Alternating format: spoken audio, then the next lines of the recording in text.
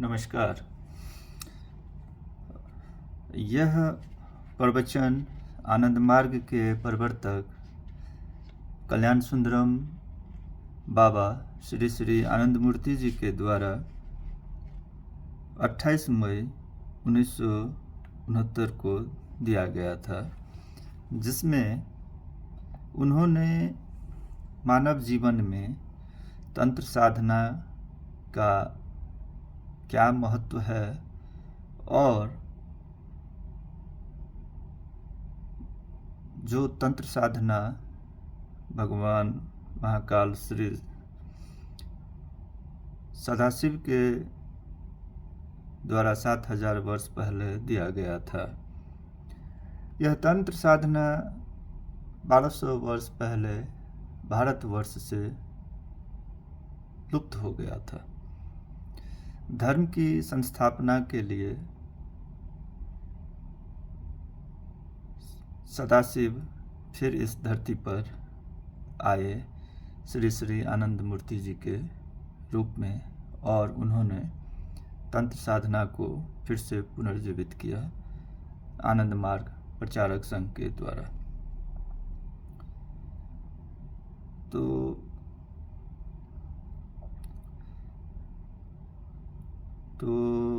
आज का आलोच्य विषय है कि भारतवर्ष और आध्यात्मिकता। अब भारतवर्ष और आध्यात्मिकता के संबंध में कुछ आलोचना की जाए। इस देश का नाम है भारतवर्ष। जानते हो, दुनिया में जो कुछ भी शब्द है वह अर्थपूर्ण होते हैं। गांव का नाम हो या नदी का नाम हो, एक अर्थ है। इस देश का नाम है भारतवर्ष। नाम ऐसा क्यों रखा गया है? प्राचीन काल में यहाँ के वासिंदे थे द्रविड़, ऑस्ट्रिक और मंगोलियन। आर्य लोग जब आए तब उन लोगों ने इसका नामकरण किया भारतवर्ष। भारत नहीं, भारतवर्ष। भारत लिखना सही नहीं है। देश का पूरा नाम है भारतवर्ष। क्यों ऐसा नाम हुआ? वैदिक भाषा में भ्री, भर धातु का अर्थ है खिलाना। भर जोड़ अनट बढ़न, समपूर्वक भर जोड़ अनट संभरण माने खिलाना। भ्री जोड़ अल प्रत्यय करके भर, भर माने खिलाने वाला, और तन धातु जोड़ ड प्रत्यय करके तन शब्द निष्पन्न होता है। तन धातु का अर्थ है फैलाना या व्याप्ति करना। तन धातु जोड़ ड माने जो तुम्हारी व्याप्ति में सहायता करता है, मदद करता है। जैसे अंग्रेजी में ER सफिक्स लगता है, वैसे ही संस्कृत में ड उपसर्ग लगता है। तन जोड़ ड बराबर त। भरत माने जो खिलाने वाला है तथा विस्तारित करने वाला है। तुम्हारी भौतिक व्याप्ति, फिजिकल एक्सपेंशन, मानसिक व्याप्ति, मेंटल एक्सपेंशन तथा आध्यात्मिक व्याप्ति, स्पिरिचुअल एक्सपेंशन में जो सहायता करने वाला है वह है भरत। यहाँ पर एक ध्यान देने वाली बात है कि यहाँ भारत का मतलब कोई राजा या कोई व्यष्टि का नाम नहीं है। यह बात अच्छी तरह से समझ लिया जाना चाहिए, क्योंकि बहुत लोग कहते हैं कि भारत का नाम भरत नाम के राजा पे पड़ा, जो कि गलत है, जो सही नहीं है। भरत जोड़ अन भारत, अर्थात अन यहाँ पे भरत में अन प्रत्यय करके भारत, अर्थात भरत संबंधी खिलाने पिलाने और शारीरिक, मानसिक तथा आध्यात्मिक विस्तार में जो देश सहायता करता है वह हुआ भारतवर्ष। वर्ष माने देश। इस देश का नाम भारत नहीं, भारतवर्ष। इस देश का नाम भारतवर्ष रखा गया था क्योंकि आर्य लोग जब यहाँ आए तब देखे कि यह देश उपजाऊ है, अल्प प्रयास से ही काफ़ी फसल मिलती है, साधन भजन के लिए अनुकूल वातावरण भी है और आसानी से अन्न वस्त्र का प्रबंध भी हो रहा है। तो मानसिक आध्यात्मिक साधना के लिए काफ़ी समय भी मिल रहा है। इसलिए नाम रखा भारतवर्ष। आर्य लोगों के आगमन के पहले ही से इस देश में तंत्र का विस्तार था। सदाशिव का जब अभ्युदय हुआ 7000 साल पहले, उस वक्त आर्य लोग भारत में पहुंचे थे, किंतु समग्र भारत में विस्तारित नहीं हो पाए थे। तंत्र भारत का ही अवदान है, भारत में इसकी उत्पत्ति हुई थी।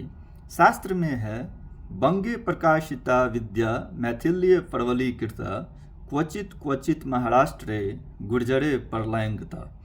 जिस समय यह श्लोक लिखा गया था, उस समय की स्थिति का वर्णन यहाँ किया गया कि बंग देश में इसकी उत्पत्ति हुई, मिथिला में व्यापक रूप प्राप्त हुआ, गुर्जर और महाराष्ट्र में भी विस्तार हो गया था। तंत्र इस प्रकार भारत की चीज है।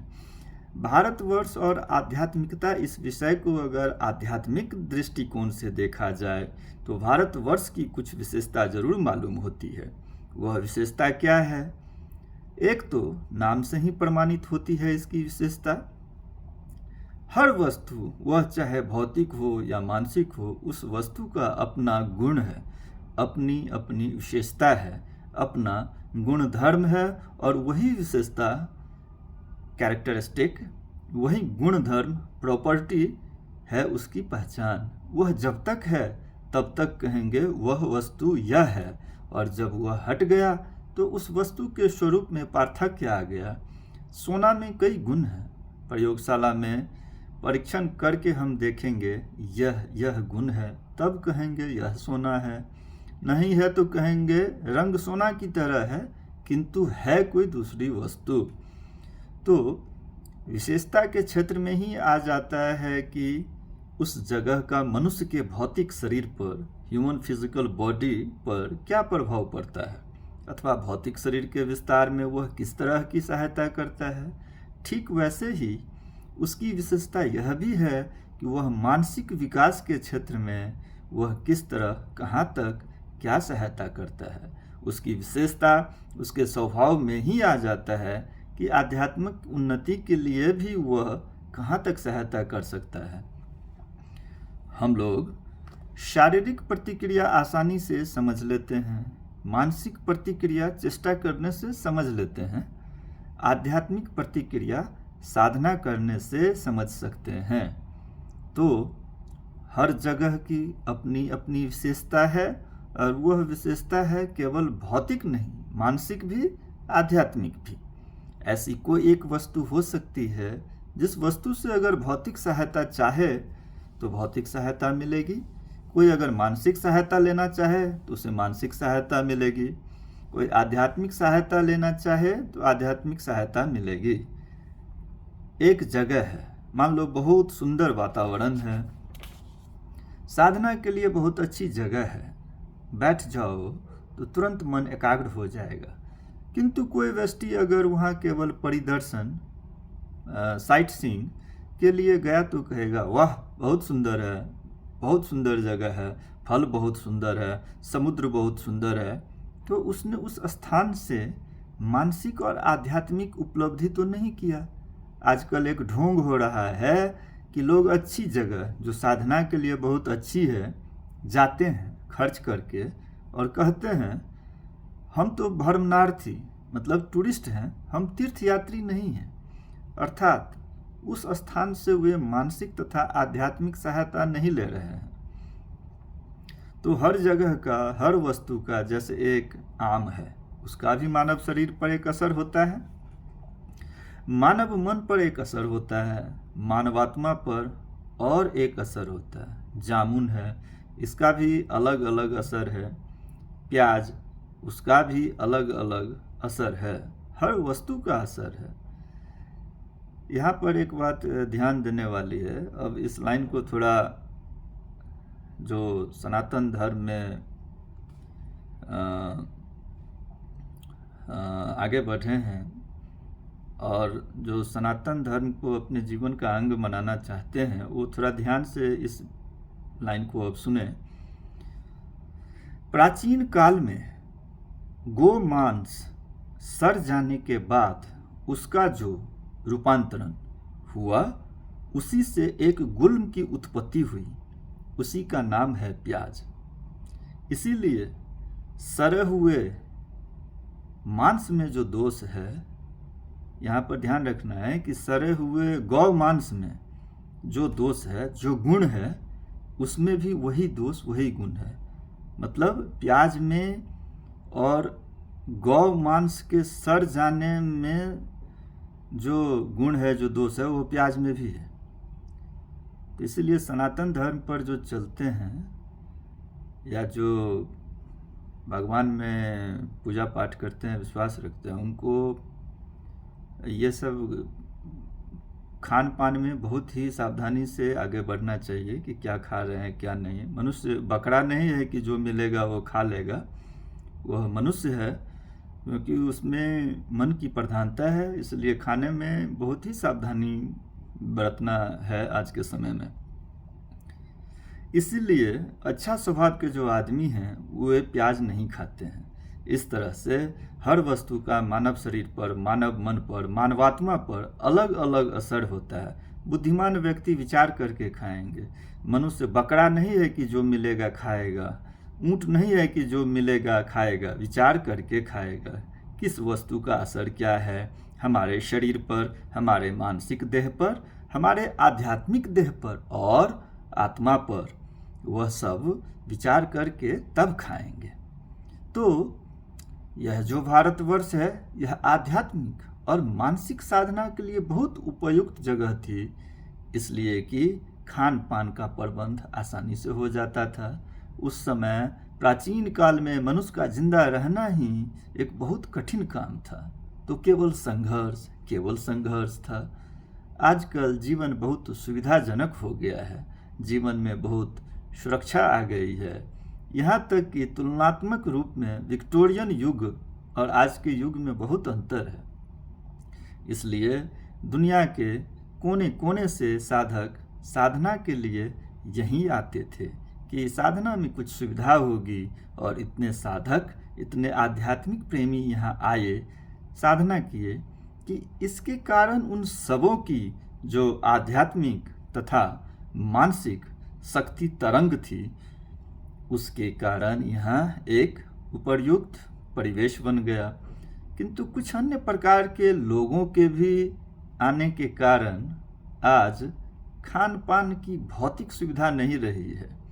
बाहर के खाद्यान्न भी आयात करने की ज़रूरत पड़ती है। बात सब ठीक है, किंतु इस एक कारण एक विशेष आध्यात्मिक परंपरा भी, स्पिरिचुअल ट्रेडिशन बन गई, जो कभी हटेगी नहीं।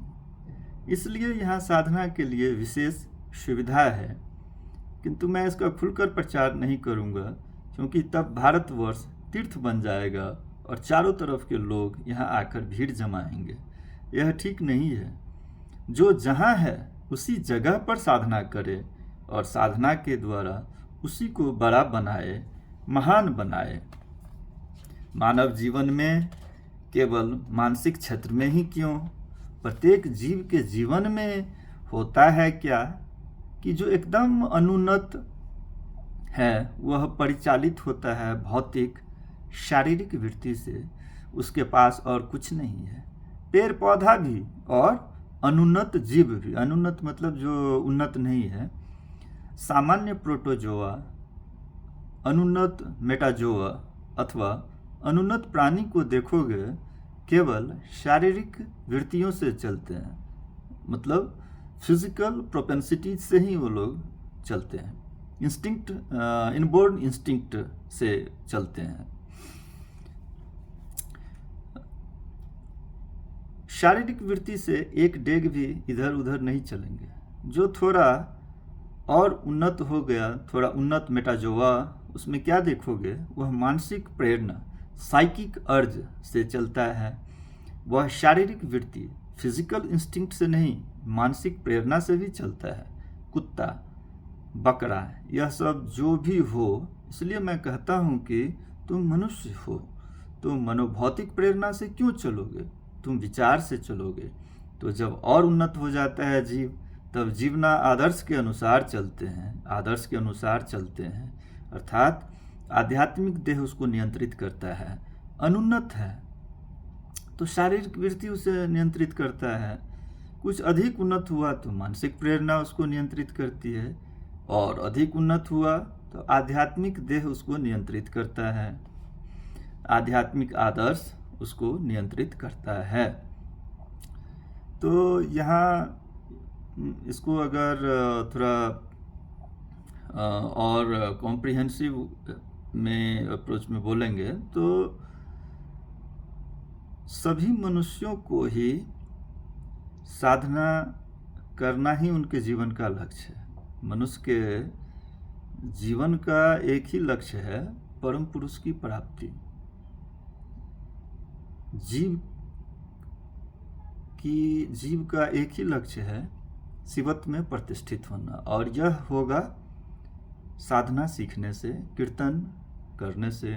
कीर्तन बाबा नाम केवलम करने से ही वो मुक्ति और मोक्ष के रास्ते पे चल पड़ेगा। मुक्ति और मोक्ष गारंटीड है, समर्पण से, श्रद्धा से, और उपयुक्त आचार्य के पास जाकर, आनंद मार्ग के आचार्य के पास जाकर साधना संबंधी शिक्षा जो है जितना जल्दी हो सके सभी मनुष्यों को ले लेना चाहिए। माता पिता अगर नहीं सीखे हैं, पहले माता पिता को सीखना चाहिए। फिर यह 5 साल से ऊपर के बच्चे के लिए भी उपयुक्त है।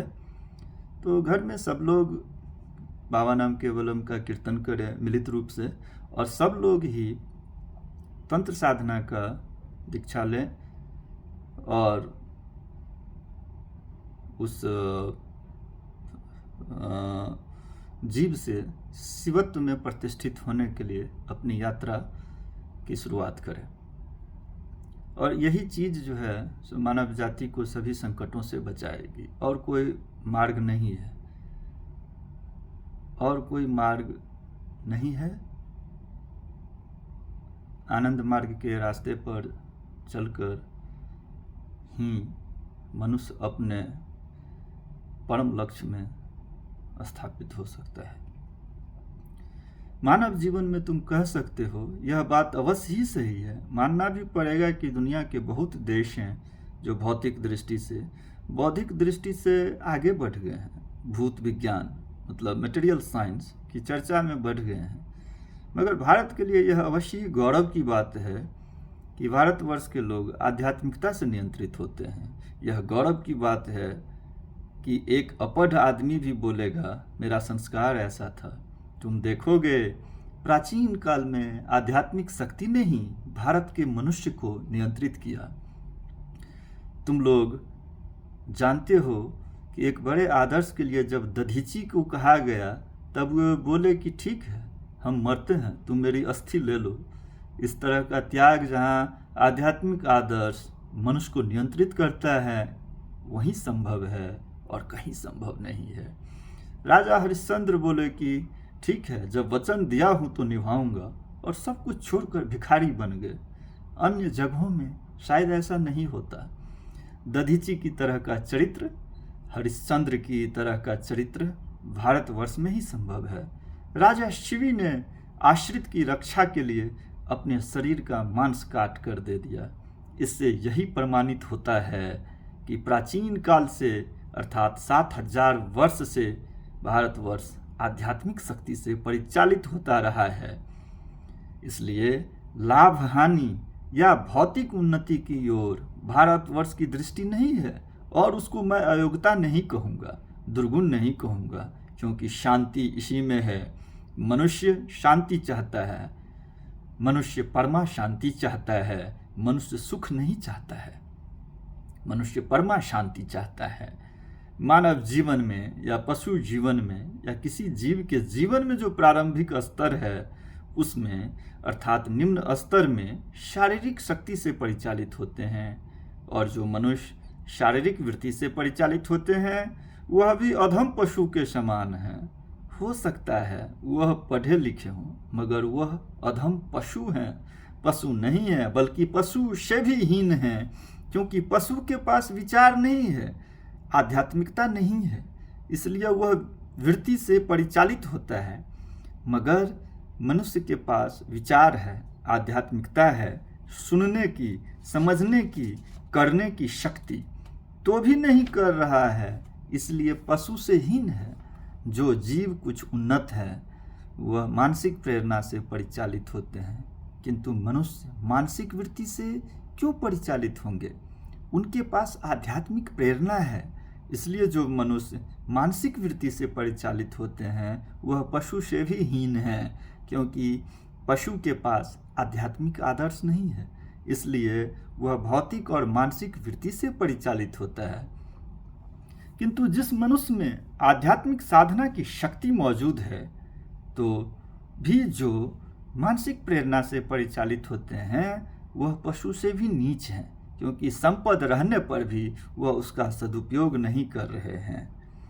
भारतवर्ष के लोग जो आध्यात्मिक शक्ति, स्पिरिचुअल स्टेमिना से परिचालित होते हैं, इससे यही प्रमाणित होता है कि मनुष्य के रूप में मन की उन्नति यहाँ काफ़ी हुई थी। मैं नहीं कहूँगा कि आज भी भारत उन्नत है। आज भारत उन्नत है कि नहीं, यह शेष दुनिया विचार करेगी। मैं क्यों कहूँगा? विचार करके अगर लोग देखें कि उन्नत है तब बहुत अच्छी बात है, मगर वे यदि देखें कि उन्नत नहीं है तब दुख की बात होगी, शर्म की बात होगी, क्योंकि इसका अर्थ यही है कि हम अपनी परंपरा से हट गए हैं। याद रखोगे, लोग कहते हैं हमारी परंपरा, किंतु हमारी परंपरा एक ही है। वह यह है कि हमारी भौतिक गति, हमारी मानसिक गति सबको नियंत्रित करेगा कौन? हमारी आध्यात्मिक शक्ति। यही है हमारी कसौटी, यही है हमारा नज़रिया। और यह गौरव जब तक हम प्रतिष्ठित रखते हैं तब तक हम कह सकते हैं कि हाँ, इस देश का नाम है भारतवर्ष। देखो, एक प्रश्न कभी कभी लोग करते हैं कि आध्यात्मिकता के उच्च शिखर पर भारत जब एक दिन आरूढ़ था तब भारत की अधोगति क्यों हुई थी? इसका उत्तर बहुत सरल और सहज है। वह है, वैयक्तिक जीवन में भारतवासियों ने धर्म साधना की थी। धार्मिक लोग, नैतिक लोग छिन्न विछिन्न रहते थे, उनमें एकता नहीं थी। अगर ये साधक, ये नैतिक व्यष्टि मिलित होकर रहते और मिलित होकर पाप के विरुद्ध संग्राम करते तो भारत की अधोगति नहीं होती। तो एक ही त्रुटि रह गई थी, और हमें आशा है कि तुम लोगों के कारण, आनंद मार्ग के कारण यह त्रुटि भारतवासियों से हट जाएगी। अर्थात साधु व्यक्ति, नैतिक व्यष्टि एकजुट रहेंगे, संगठित रहेंगे, जागृत रहेंगे और मिलजुल कर अन्याय शक्ति के खिलाफ संग्राम करेंगे। उस संग्राम में उनकी जय अवश्य होगी और भारतवर्ष अपनी महिमा में अवश्य ही प्रतिष्ठित रहेगा। 28 मई 1969। बाबा नाम केवलम। नमस्कार।